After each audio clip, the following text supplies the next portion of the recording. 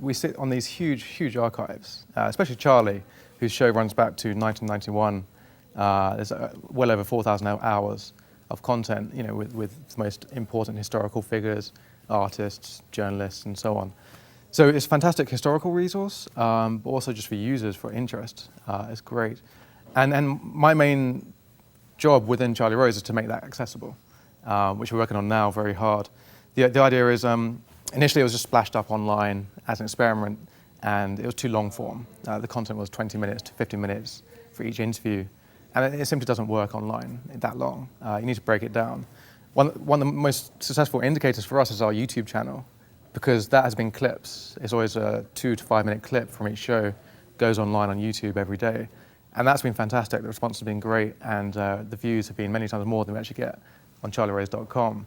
And we're taking that lesson on board, and we're hiring full-time editors to go through the archive, clip it down into content, tag it with the relevant metadata, and then we're redesigning UI with the clips and playlists to make this piecemeal data, piecemeal content, much more accessible to the user, and much more searchable as well, which is hugely important and sometimes underestimated by some media organizations. We're going with a dual strategy. We want to have charlierose.com as a piece of real estate that people come to search for the show.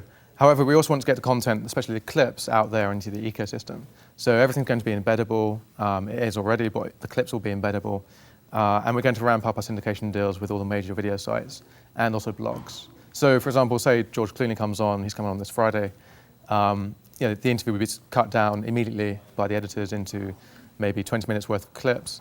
And those clips would be seeded around the ecosystem and to all the fan blogs, all the entertainment blogs, Paris Hilton and so on. And the idea would be to drive traffic in an embedding strategy. Charlie Rose Inc. is a private company. Our deal with PBS is for first broadcast, and we get funding for the show from PBS. However, the funding doesn't cover the website, so we need to monetize the website separately. And through that's where the monetization strategy will come in for our content. We're basically going with two things. One is very high CPMs for targeted content.